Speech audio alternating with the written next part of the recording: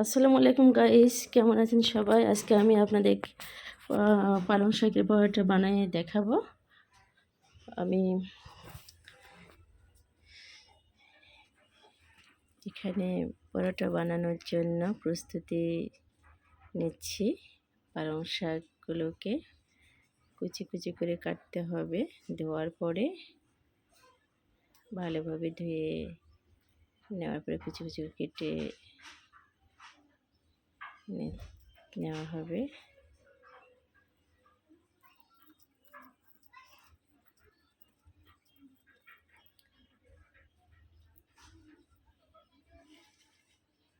আপনারা পরিমাণ মতো পালং শাক দিতে পারেন, যে যেমন খাবেন এরকম। আমি যতটুকু প্রয়োজন ততটুকু দিয়েছি। কাঁচামরিচ সঙ্গে ছিল। এইভাবে কুচি কুচি করে কেটে নেওয়ার পরে আমি সেগুলোকে ভালোভাবে ধুলাই করে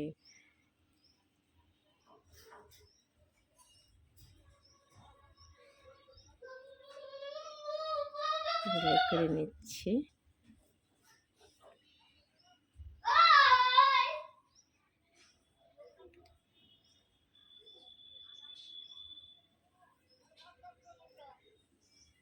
তার সাথে কিছু আমি পেঁয়াজ কুচি, রসুন কুচি এবং কাঁচামরিচগুলোকে কুচি কুচি করে কেটে নিয়েছি।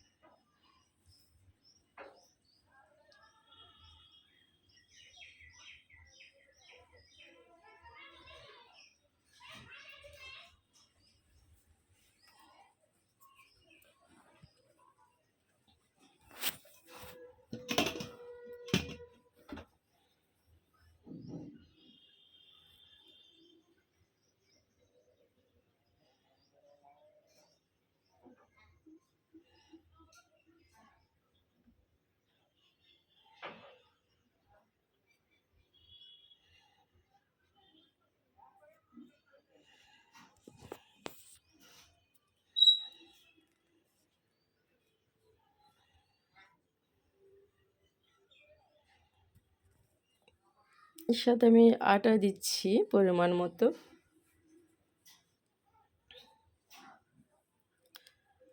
আমি সবগুলোকে ভালোভাবে ধুয়ে নিয়েছি। নেওয়ার পরে আমি আটা দিলাম, সব কিছু আমি উপকরণগুলো দিয়ে দিলাম যেগুলো আপনাদের দেখাইলাম। এভাবে আমি ভালোভাবে এগুলোকে মেখে নিলাম।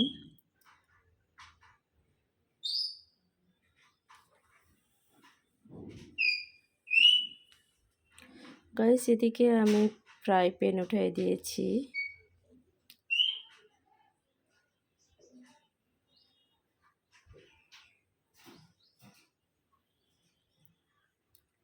এবং তেল গরম করতে দিয়েছি।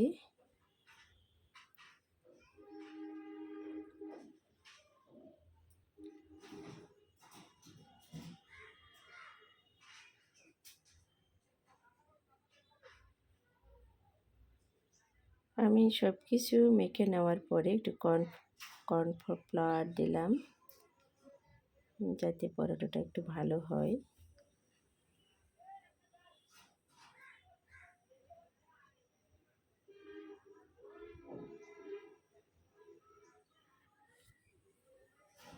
এভাবে নেড়ে ছেড়ে আমি মেখে নিচ্ছি।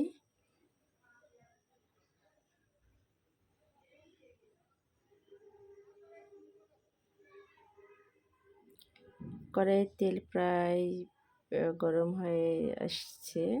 সেখানে আমি কিছু জিরা দিলাম টেস্টটা ভালো আসার জন্য।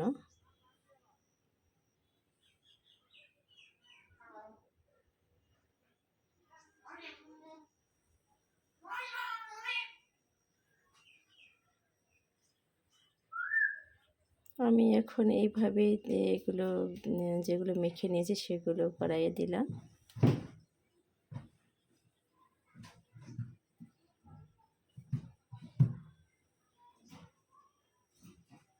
কিন্তু সমানভাবে নেড়ে ছেড়ে দিয়ে আমি এখানে গরম করার জন্য দিয়ে দিলাম। এখানে ভালোভাবে ভেজে নেওয়া হচ্ছে।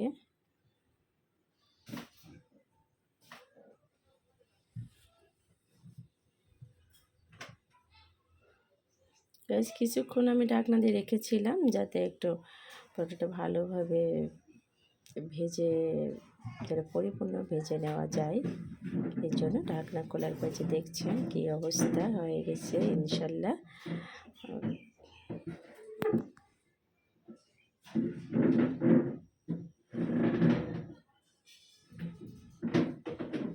যে যেমন করে খাইতে চান তেমন করে ভেজে নেবেন আপনারাও। আমি একটু মচমচাভাবে একটু ভেজে নেওয়ার চেষ্টা করেছি, মানে মোটামুটি নয় বেশি নয় কম। তো আমার এই যে দেখেন আমি পালং শাকের পরোটার সঙ্গে তো আলু দিয়েছিলাম, কিন্তু আমার পালং শাকের পরিমাণটা বেশি দিয়েছি। আমি পেঁয়াজ কুচি দিয়েছি। আমি এইভাবে করে ভেজে নেওয়ার পরে এখন পরিবেশনের পালা।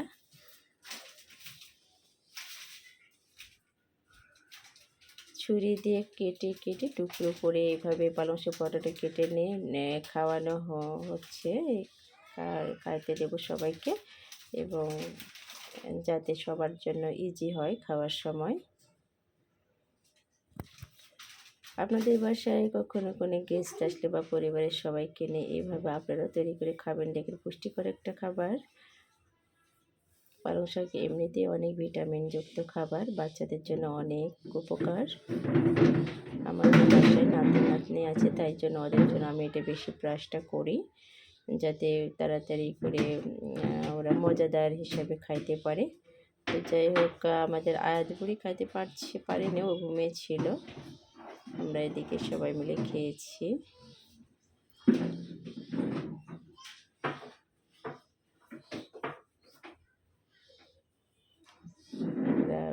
এইভাবে করে আমার এই যে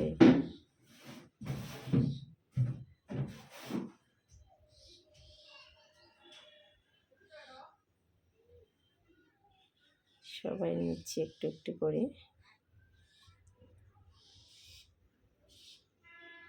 সঙ্গে টমেটো সস থাকলে অনেক মজাদার হয়, এবং শসা কুচি। তবে অনেক স্পাইসি হয়েছে আমার পালং শাক পরোটা। ভালো থাকেন, সুস্থ থাকেন গাইস। আল্লাহ হাফেজ।